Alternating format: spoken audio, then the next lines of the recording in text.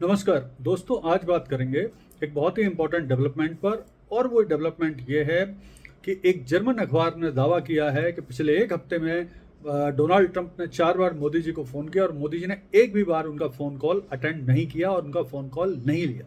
तो आइए विस्तार से इस घटनाक्रम को समझते हैं और इसके भविष्य में पड़ने वाले असर का भी विश्लेषण करते हैं। तो देखिए, एक जर्मन अखबार है जिसका नाम है फ्रैंकफर्टर अल्गेमाइन जीतुंग, FAZ। फिर से मैं इसका नाम ले देता हूँ, फ्रैंकफर्टर अल्गेमाइन जीतुंग, FAZ। ये एक बहुत ही पुराना जर्मनी का विश्वसनीय अखबार है। इसने दावा किया है कि पिछले एक हफ्ते में ट्रंप ने 4 बार मोदी जी को फ़ोन किया, लेकिन मोदी जी ने उनका फ़ोन कॉल रिसीव नहीं किया, यानी उनसे बात नहीं की। तो क्यों बात नहीं की, आइए पहले उन कुछ पॉइंट को समझते हैं कि आखिर उन्होंने बात क्यों नहीं की और अखबार ने क्या दावा किया। तो अखबार ने बहुत सारे दावे किए। सबसे पहला दावा तो अखबार ने ये किया कि अब दिल्ली पर व्हाइट हाउस का, यानी अमेरिका का, उतना असर नहीं है, उतना प्रेशर नहीं पड़ रहा है, उनकी चालों का भारत पर कोई असर नहीं पड़ रहा है। भारत एक तरह से दबाव मुक्त तरीके से काम कर रहा है। दूसरा, उसका कहना है कि जो डोनाल्ड ट्रंप ने इंडियन इकोनॉमी के लिए और रशियन इकोनॉमी के लिए डेड इकोनॉमी बोला था, उस बात को लेकर जो मोदी जी हैं वो बहुत ज़्यादा नाराज हैं ट्रंप से, बहुत गुस्से में हैं। तो ये एक प्रमुख कारण है। इसके अलावा भारत अपनी इमेज इस तरह से बनाना चाहता है कि वो किसी के दबाव में, किसी देश के दबाव में ट्रंप के टैरिफ के सामने बिल्कुल झुक नहीं रहा है, मजबूती से डटा हुआ है। फिर इसके बाद जो और कारण है उनमें यह है कि जो भारत के अब चीन के साथ रणनीतिक संबंध आगे बढ़ रहे हैं, तेजी से उनमें प्रगति हो रही है। तो भारत चाहता अब ये जो रणनीतिक संबंध है ये दीर्घकालिक हो, लंबे समय तक चलें। और आने वाले समय में आपको पता ही है कि चीन के ऊपर भी टैरिफ लगने वाले हैं, और अब चर्चा तो ऐसी चल रही है कि चीन के ऊपर भी 200% टैरिफ ट्रंप लगाने वाले हैं, ये चर्चा है।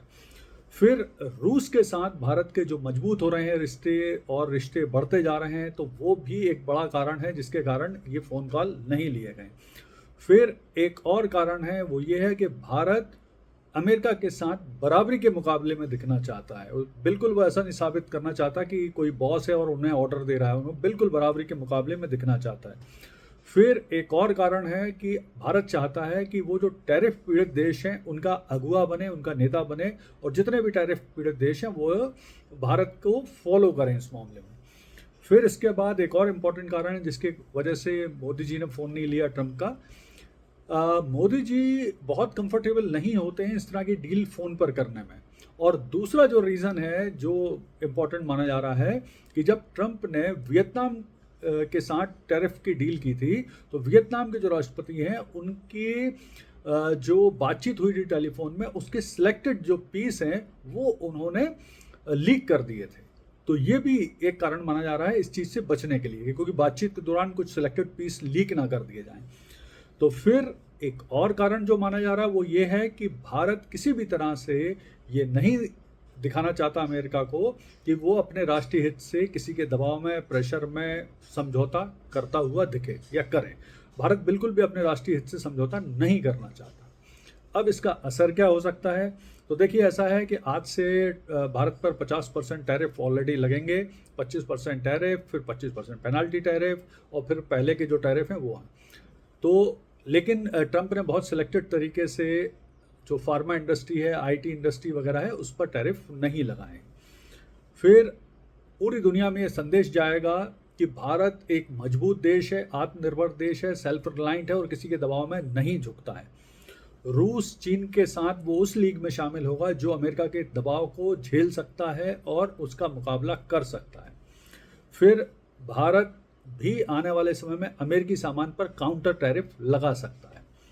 फिर यह है कि भारत भविष्य में अमेरिका से जो बाजार खराब होगा उसकी भरपाई चीनी मार्केट से, आसियान देशों के साथ, अफ्रीकन देशों के साथ, दक्षिण अमेरिकन देशों के साथ कर सकता है। फिर इसका एक असर यह होगा कि अब भारत अमेरिका के साथ रक्षा समझौते नहीं करेगा। जो पुराने रक्षा समझौते हैं जैसे लेमुआ, कॉमकासा, बैका वगैरह, उसकी समीक्षा भी कर सकता है।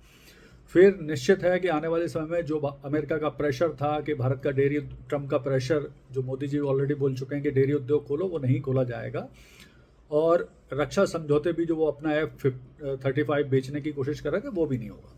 और सबसे इम्पोर्टेंट चीज़ तो ये होगी कि अभी आने वाले 31 अगस्त को जब SCO यानी शंघाई कॉरपोरेशन ऑर्गेनाइजेशन की मीटिंग में भाग लेने के लिए मोदी जी चाइना जाएंगे, तो वहाँ पर चीन उनका भव्य स्वागत करेगा। और ऐसी बातें भी चल रही हैं कि शायद शी जिनपिंग स्वयं उनका स्वागत करने के लिए आएंगे, मोदी जी का और पुतिन का।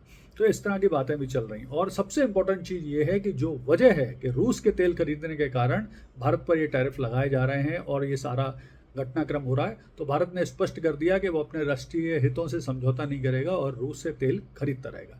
तो आने वाले समय में इस जो घटनाक्रम है इसमें काफ़ी डेवलपमेंट होगा, तो मैं लगातार आपके लिए वीडियो इस पर बनाता रहूँगा। धन्यवाद।